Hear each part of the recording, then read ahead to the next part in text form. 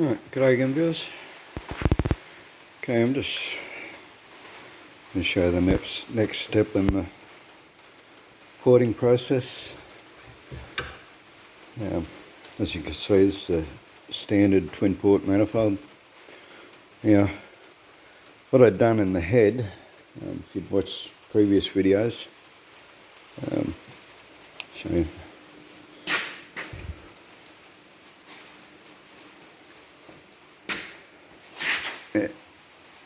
And I'd open it up to the size of the gasket,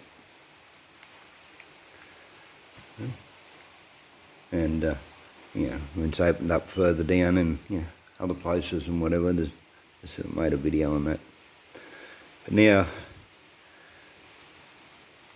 the issue, if I can get this back off again, breaking. The issue is that the standard manifold, I'm going to do it, let's see.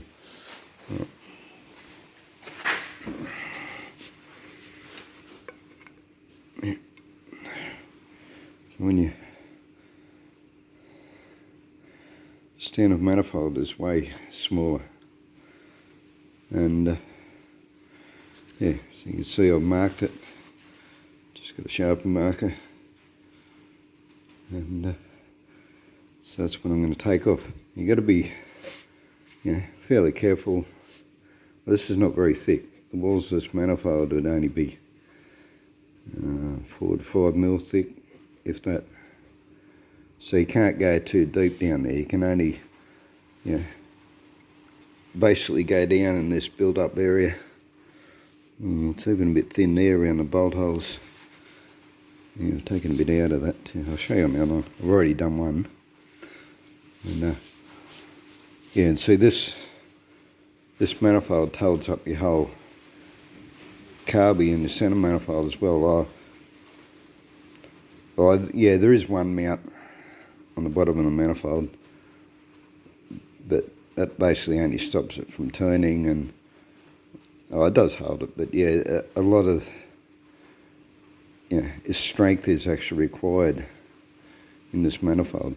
So you're going to be,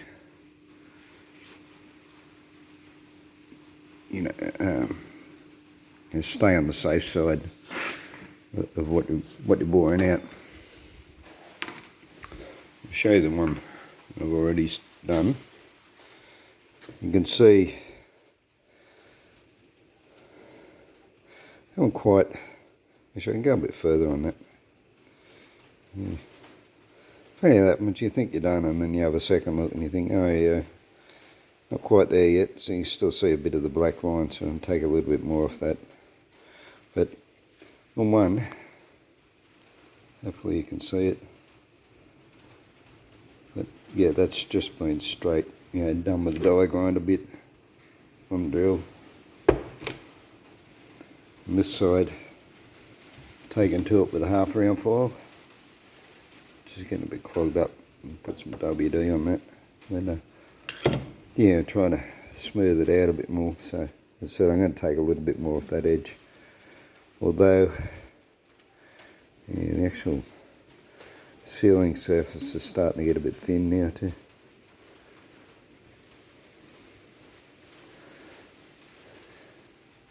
Yeah, I will take a little bit off, a tiny bit. The theory I'm working on here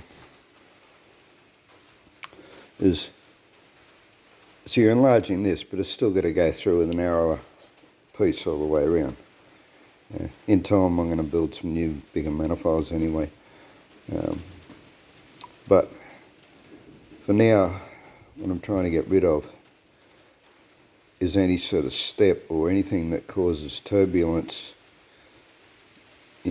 between the manifold and the head. So that's what I'm doing, so that it's a smooth transition. I mean, a little bit of turbulence can be a good thing anyway. Mixes your fuel and air together, but I would think that you want that turbulence up in the larger areas of your manifold, nearer to your carby. Get your fuel mixed up where it's got room, when you get down to these thinner or the smaller areas where you want it to be coming through at speed. You want it to get through quickly and smoothly. So, yeah, on my way of thinking, yeah, you don't want any termiums by the time you get to this. By the time your fuel mixture gets to this point, you want it to just flow through, real quick. Because you're getting down to the smaller areas. So. Anyway, so to show you that, because I'll put this through the sandblaster again as well. Main purpose of the sandblaster is just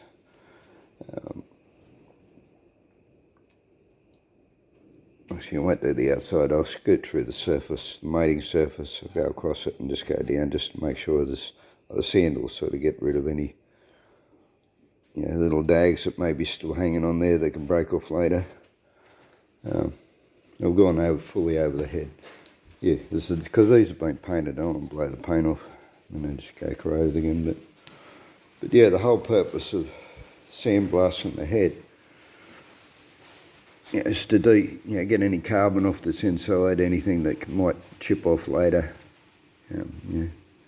scratch up your bore or get stuck in your valve or anything like that.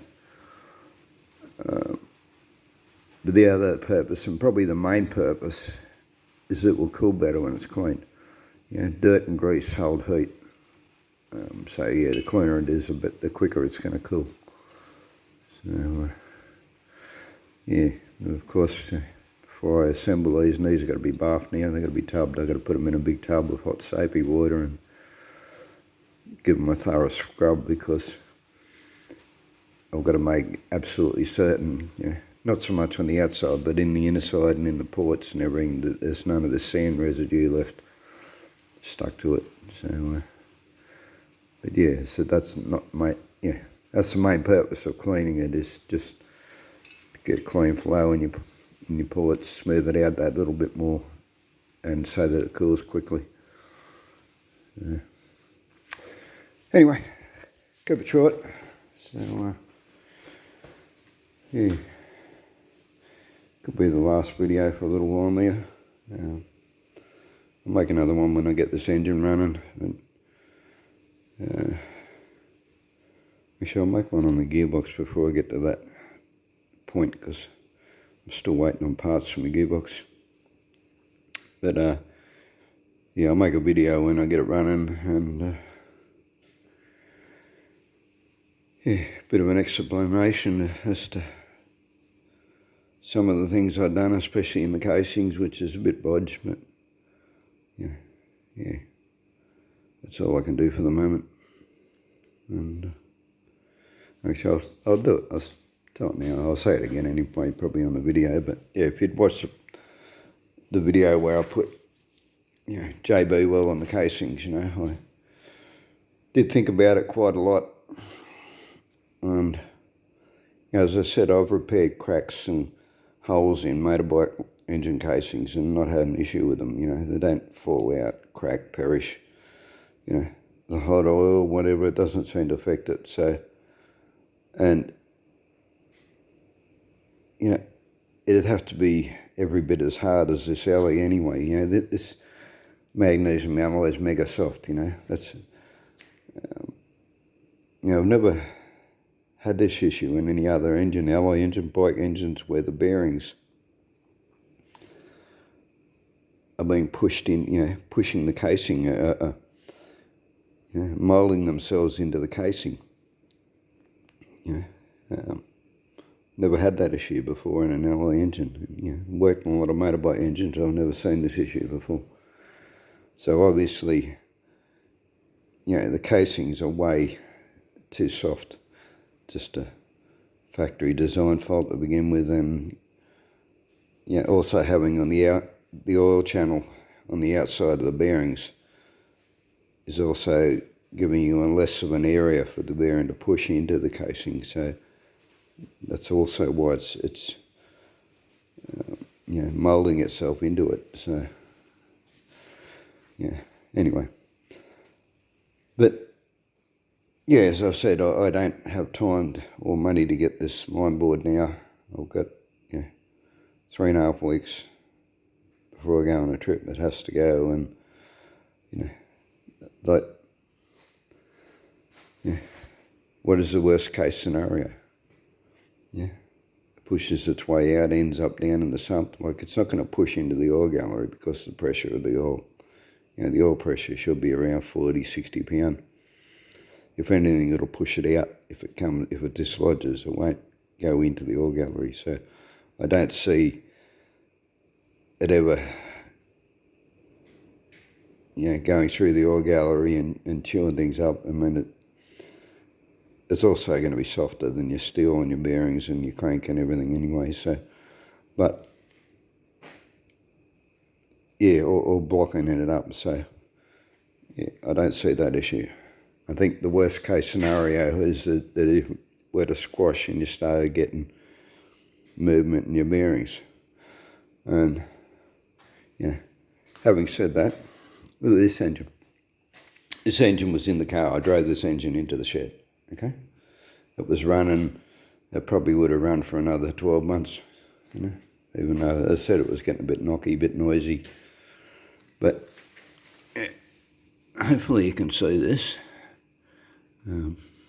Hopefully I can do it with one hand. Trying to hold the trolley with my nose here.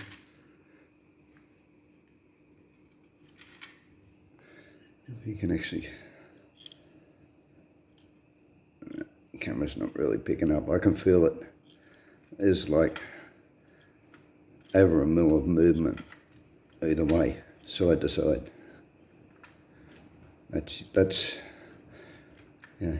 And I did consider actually pulling this engine right down completely and, you know, to inspect the casings to see if the casings themselves were better than the ones I was using. And if so, well, then I was also considering pulling that engine back to pieces again and transferring everything into this. But, yeah, this has got the same issue. That's got a lot of movement, you know. Like I said, the camera's not picking it up, but that's huge. That's more than a mil in each direction, and that's just doing with my fingers, you know, like with the, you know, compression pushing on it, there'd be more than that. It'd probably 2 mil in either direction. And as I said, this was still driving. I drove it into the shed. So that's sort of probably the worst case scenario of the JB weld facing on the casing. You know, failing on the casings. I don't think it's going to stop the engine from going. I don't see it given an issue like that. It's not going to blow it up. So, and yeah, and down the track as I can afford to, probably later this year, after I get back now in November, December, I'll get this casing. I'll take it in, get it line bored. I'm going to get a longer stroke crank, which I'll have to, you know, grind out the casings to allow for, you know, for the big ends, and probably go a bigger cam than I've got. You know, so this is, I've only got basically a standard cam. I mean, it's a performance cam, but it's only really. It's the smallest of what they have, so it's probably somewhere around standard anyway. But just, you know, I'd expect it's got, you know, better ratios of opening and timings of opening than a standard one anyway. Yeah. So yeah, that's the plan eventually, is to get this casing line board, and of course that'll involve new bearings and. If I get another crank, there'll be new bearings anyway. But yeah, bigger crank, bigger cam, and yeah, and then I'll look at, yeah, remaking the whole inlet manifold, you know, bigger size, and yeah, because as I said, I'm still confident that if I can get the manifold size up to scratch, the manifold and the heads up to scratch, that I can get, a good amount of power out of this carburetor, out of this Weber's 32, 36 Weber. And it's, as I've mentioned, I've fitted these to a lot of Jap cars and English cars, 4 cylinders. And they really make a big difference. They almost double the power in them cars. So, I can see why it hasn't, like it's made it better. It has improved it. It's got more power than a standard carby, but it's nowhere near the difference that I've experienced on other 4 cylinders. So, the issue has to be that it's just not getting the airflow, both through, through the manifold and the head and everything. So hopefully I've, opened up the head enough, but it's still restricted. Not so much in this manifold. It's fairly big. I could probably go a bit bigger actually. But the main restriction is in the short manifolds. So if nothing else, even if I keep this centre manifold, I'll be trying to build some bigger short ones to add, to hook up to it. Anyway, so that'll do for tonight's ramble. And for all the people who looked at that and shook their heads and the JB and thought, oh, how bodge, I agree. I know it's bodge, but it's a temporary solution that I think is going to work and get me by for next month. So, month and a half. And as I said, from what I can see, the worst case scenario is it'll just end up being probably how it was, when this engine was pulled out of the car. So, which would have been, probably still running. As I said, I don't think this casing was as bad as what, like the JB weld I put on these casings was still sort of in the thous, it'd be less than half a mil thick, so there wasn't that much movement, As I said, this engine's got way more movement than what this one would have had, and it was still running, it was still drivable. So, bodgy it is, as it is. I think it'll serve a purpose and get me by till I can afford to do it properly. Alright, thanks for watching. Bye.